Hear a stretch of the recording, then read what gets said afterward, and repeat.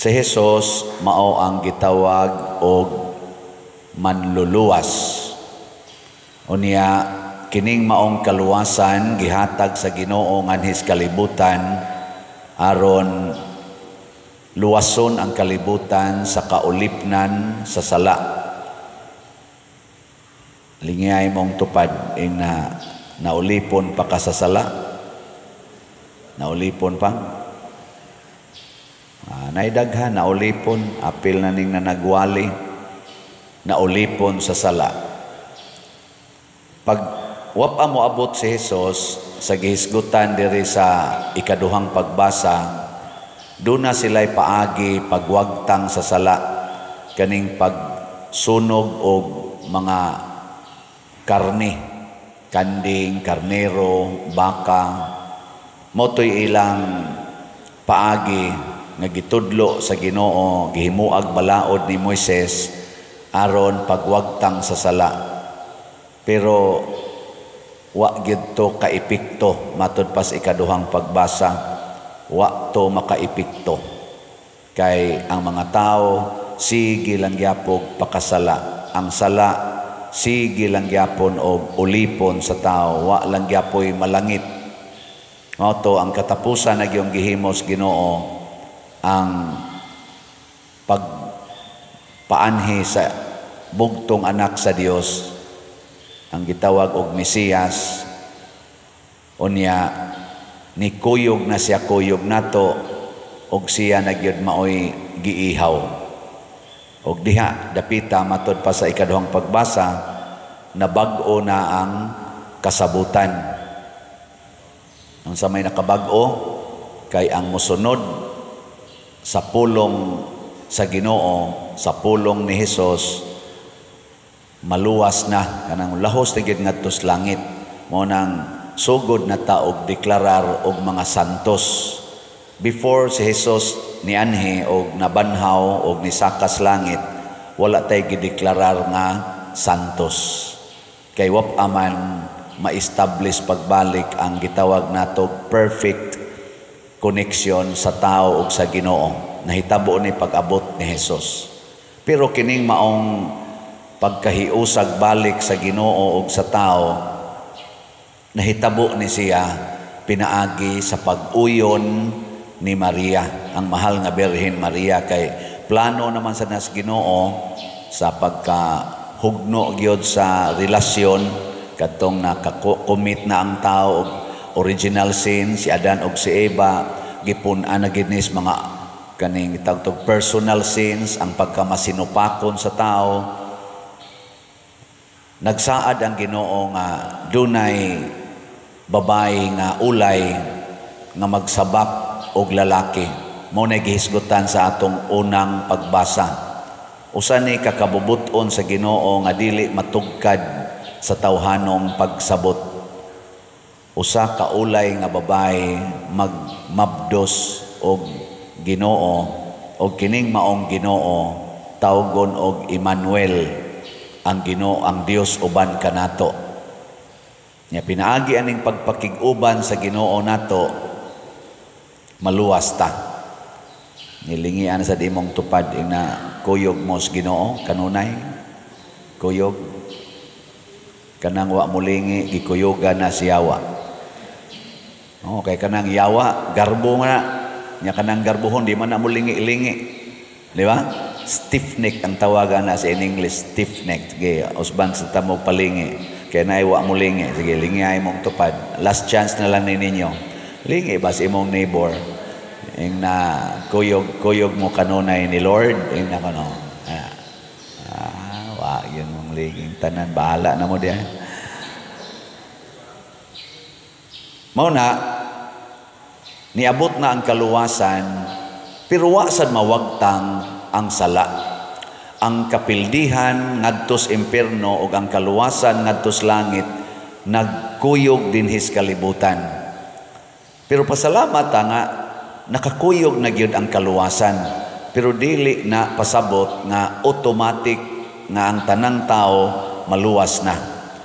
Nagkinahanglan ta og cooperation, mo kooperar ta sa maong kaluwasan. Parihara na ang tambal ba? Yan. Nana ang tambal sa COVID-19. Nya, luwas na. Pagpabaksin, pagpaturok dito, di ka mo dool, di ka pabaksin, namiligro gyapon ka. Mo na'y teori. Ang tambal para silanat, nana. Adi man ka mo inom sa tambal, adi. Gapabilin ang tambal nga mapuslanon, pero wa mapusli nimo kay wa man ka mo dawat sa tambal.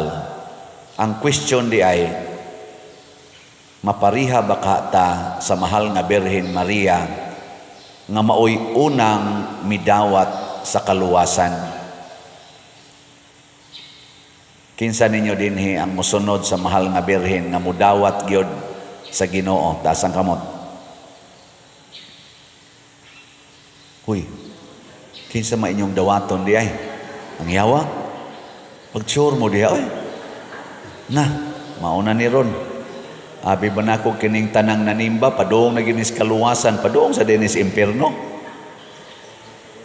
Ug mao na itong problema. Mahadlok tang musunod sa mahal nga Birhen Maria ug sa mga santos, pero magsigi taghangyo nila nga tabangan ta. Tabangi ta. Nago tay gitawag og inahan sa kanunayng panabang.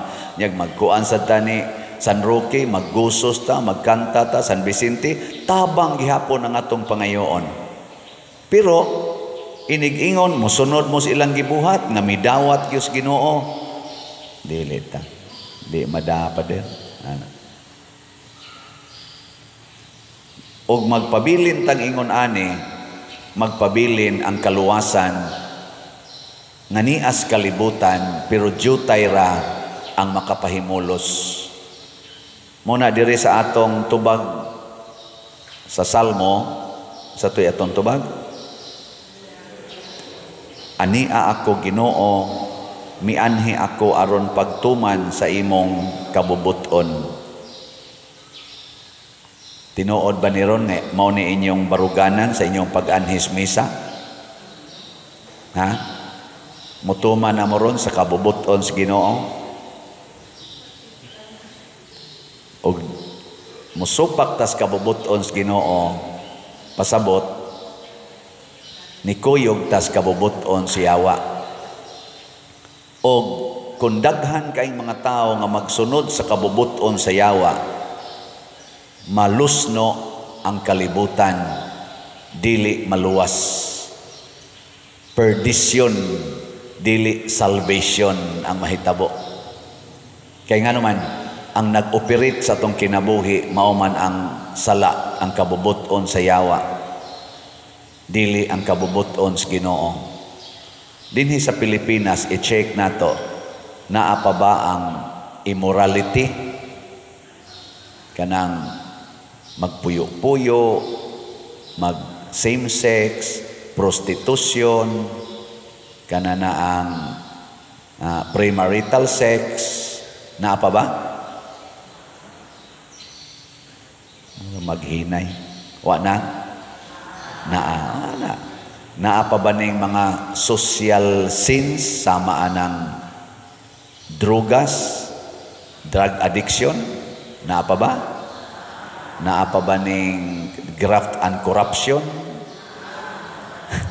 Naa pa ba ning smuggling? Naa pa ba ning pagpamakak? Naa pa ba ning mga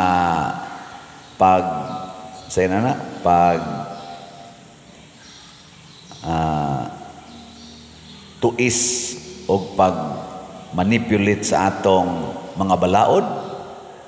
Naa. Unsa may resulta na? Kamatay, kagutom, o kagubot. Klaro kayo.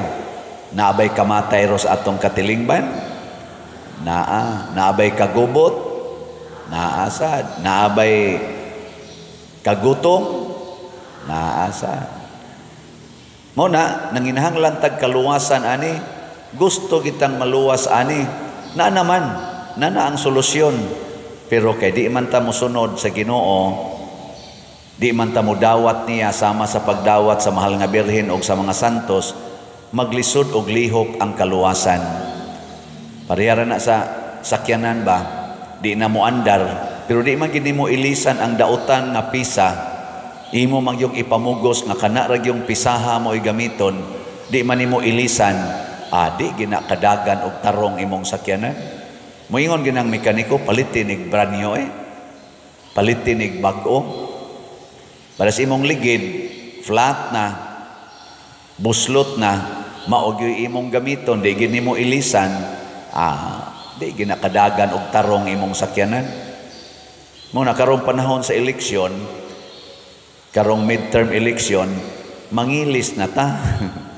Ilisan na to itong mga na naglingkod na itong mga leaders og buot pang mulingkod nga mga leaders nga makahatag lang og mga sala sa atong katilingban or makapasamot aning mga sala.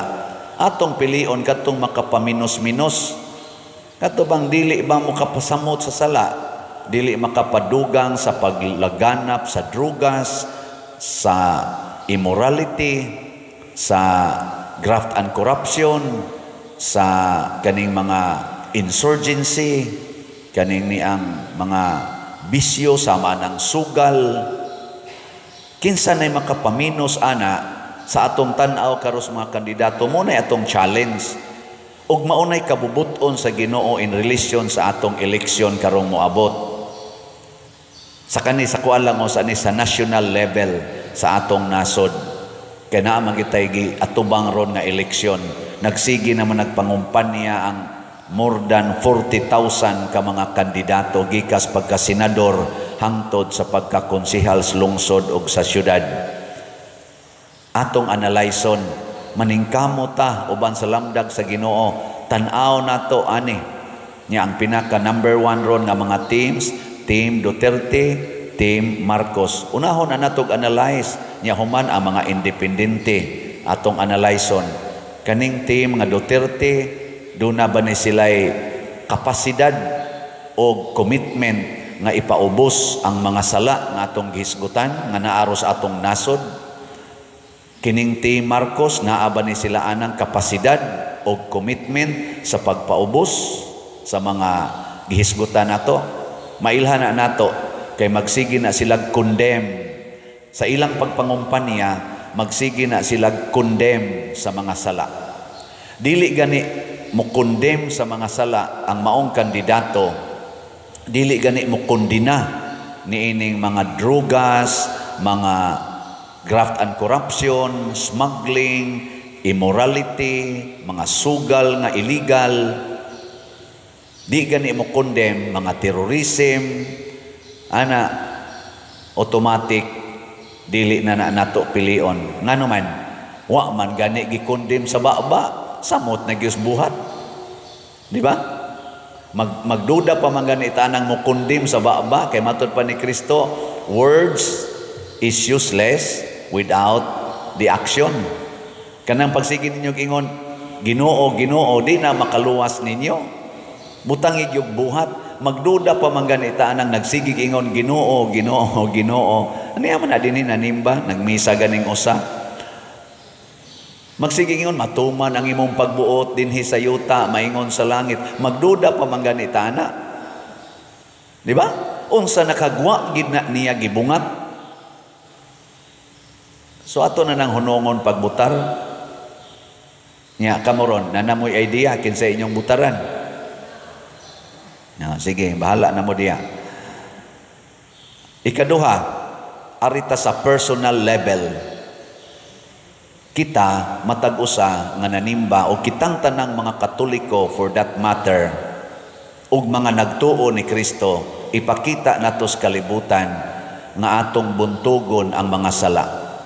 Sundon gini nato ang gisulti ni Mama Mary, sulugoon ako sa Dios, matuman dinhi kanako ang imong pulong.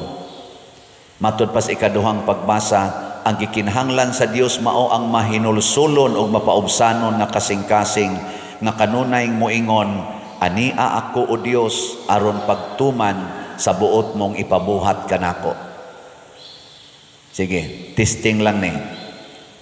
Para ninyo, pagbuot bas Ginoo nga mopalit gid mog slat,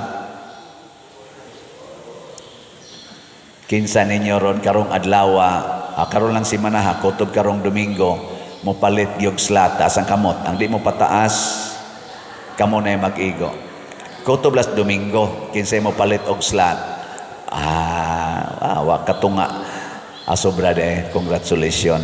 Daghan na mong maluwas kana sa personal level pasabot kung ang ato yung mga leaders nga molingkod sa atong nasod or molingkod sa atong simbahan dili magtuman sa kabubuton sa Dios, kitang mga tao, kitang individual believer maoy motuman niini, bahala nag-ilat ang pamatyon, ilat ang daog-daogon, atong dawaton. Mao na gibuhat ni Lorenzo Ruiz, nilang Pedro Calungsod, nila ni San Pedro, San Pablo ug uban pang mga santos nga mga martyrs. Nagtuman sila sa balaod bisan pag ang tanan hapil ng mga leaders di na motuman sa balaod sa Ginoo. Kay at the end, ang kaluwasan is individual. Matud pang San Pablo, matag usa kanato muhatag og husay ngadto sa maghuhukom aron pagpresentar sa atong binuhatan maayo man o dautan. Nagilas na lang lingi sa imong tupad. Ang di mo lingi, way kaluwasan. Ingna gusto ko, sabat na ko, gusto ko maluwas ka. Ana. So nindota na.